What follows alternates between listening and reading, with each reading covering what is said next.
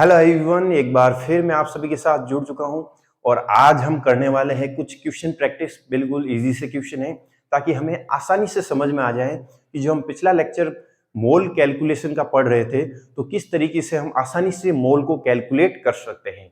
सबसे पहले यदि मैं मोल के तीनों फॉर्मूलों की यदि बात करूं तो यदि एक बार यहां लिख लेता हूं मैं तीनों फॉर्मूले क्या है। Given mass divide by molar मास, ठीक है।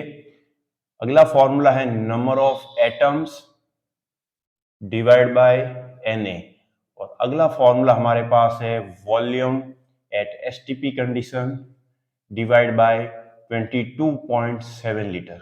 यहां तक किसी को समस्या नहीं होगी, फॉर्मूले सबको याद हो गए होंगे। अब हम आ जाते हैं हमारे पास क्वेश्चन है हमारे पास, which has maximum number of atom, which has maximum number of atom. पहला क्वेश्चन हमारे पास क्या है, 24 ग्राम ऑफ कार्बन और कार्बन का जो हमें दे रखा है मोलर मास वो दे रखा है 12।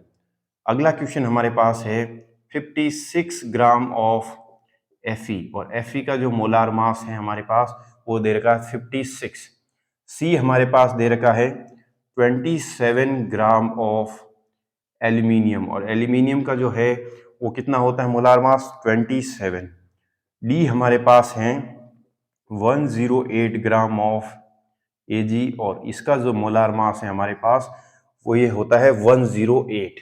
तो हमारे पास क्वेश्चन आ गया कि जो मैक्सिमम नंबर ऑफ एटम्स हैं वो सबसे ज्यादा किस में है। तो हमने ये क्वेश्चन लिख लिया। अब हम बात करते हैं हमारे फॉर्मूले की।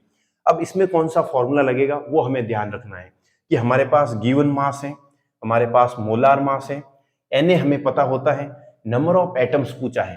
तो ये फॉर्मूला जो है, ये दोनों फॉर्मूले इनको इक्वल करके हम यूज करेंगे और एक नया फॉर्मूला बनाएंगे। क्या होगा नया फॉर्मूला, हमारे पास given mass divide by molar mass equal होगा number of atoms divide by Na के।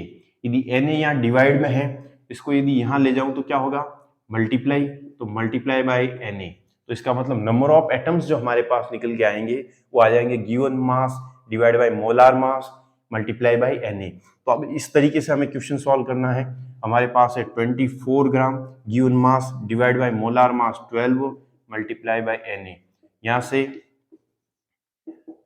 2Na हमारे पास क्या वैल्यू निकल के आई 2Na। ठीक इसी तरीके से हम बी को सॉल्व करेंगे, बिल्कुल इजी है। 56 ग्राम हमारे पास इसका मास है और 56 ग्राम ही हमारे पास क्या है इसका मोलार मास है मल्टीप्लाई बाई Na, यानी यहां से जो हमारे पास वैल्यू निकल के आएगी वो निकल के आ जाएगी 1Na। इसी तरीके से हम सी को सॉल्व करें तो हमारे पास 27 gram divide by 27 multiply by Na, यानी यहाँ से फिर से वैल्यू निकल के आ जाएगी 1Na। डी को यदि सॉल्व करें तो 108 divide by 108 multiply by Na, यानी यहाँ से फिर से वैल्यू निकल के आ गई 1Na। यानी इनमें यदि देखा जाए तो टोटल नंबर ऑफ एटम्स किस में ज्यादा हैं, ए में, क्योंकि 2Na है बाकी सब 1Na है। यानी 2Na इसका मतलब क्या हो गया, कितने एटम्स है 2 into 6.022 into 10 to the power 23। तो जो सबसे ज्यादा नंबर ऑफ एटम्स है, मैक्सिमम नंबर ऑफ एटम्स वो किस में होंगे, हमारे 24 ग्राम ऑफ कार्बन में। तो एक क्वेश्चन हमारे पास और है, सॉल्व कर लेते हैं। उसमें क्या निकालना है हमें, जो हमारा अगला क्वेश्चन है उसमें निकालना है कि नंबर ऑफ मोल्स कैलकुलेट करने हैं। सब में हमारे पास क्वेश्चन क्या है कि नंबर ऑफ मोल्स जो है वो कैलकुलेट करने हैं, ठीक है। तो हमारे पास क्वेश्चन क्या है, पहला क्वेश्चन हमारे पास है 9 gram of aluminium, 9 gram of aluminium.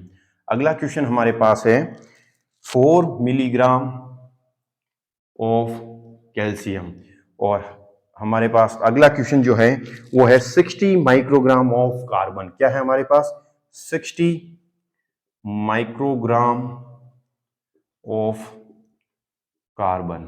तो किस तरीके से हम सॉल्व करेंगे, हमें नंबर ऑफ मोल्स कैलकुलेट करने हैं। हमें पता है गिवन मास दे रखा है और एल्यूमिनियम का जो मोलार मास होता है वो होता है 27 या फिर एटॉमिक वेट 27। तो इसको हम कैसे सॉल्व करेंगे, given mass divide by molar mass. Given mass कितना है हमारे पास 9 ग्राम, डिवाइड बाय मोलार मास है 27, यहाँ से वैल्यू आ जाएगी 1/3 मोल, यानी जो 9 ग्राम ऑफ एल्यूमिनियम है इसमें टोटल नंबर ऑफ मोल्स होंगे 1/3। अब बात आती है 4 मिलीग्राम। मिली का मतलब क्या होता है 10⁻³ मिली का मतलब क्या होता है 10⁻³ इसका मतलब हमारे पास जो मास दे रखा है वो दे रखा है 10⁻³ 4 इंटू 10⁻³ कैल्शियम का जो मोलार मास होता है वो होता है 40। इसका मतलब जो हमारे पास वैल्यू निकल के आ जाएगी वो निकल के आ जाएगी 10⁻³ डिवाइड बाई 10⁻1। हमारे पास जो वैल्यू आएगी वो आ जाएगी 10⁻⁻4। ठीक है, तो इस तरीके से 10⁻⁻4 मोल्स हमारे पास निकल के आ जाएंगे। अगला क्वेश्चन हमारे पास है 60 microgram of carbon. Micro means होता है 10⁻⁻6। आप लोगों को ये पता होना चाहिए कि सेंटी मीन्स होता है 10⁻², मिली मीन्स होता है 10⁻3, 10⁻6 मतलब होता है माइक्रो, 10⁻12 मीन्स होता है पिको, 10⁻9 मीन्स होता है नैनो। ये सब वैल्यू आपको पता होनी चाहिए ताकि क्वेश्चन में यदि कोई वैल्यू आए तो हम उसमें क्वेश्चन सॉल्व करने में समर्थ हो, मतलब अटके नहीं उस क्वेश्चन सॉल्व करने में। तो 60 माइक्रोग्राम ऑफ कार्बन, तो यहाँ पे 60 इंटू 10⁻6 डिवाइड बाय हमारे पास कार्बन का कितना है 12, तो यहां से हमारे पास वैल्यू आ जाएगी 5 इंटू 10⁻6 मोल। तो हम जो हैं इस तरीके से किसी भी जो कोई भी एटम्स है, नंबर ऑफ एटम्स या फिर जो गिवन मास है उसमें नंबर ऑफ मोल्स हम कैलकुलेट कर सकते हैं।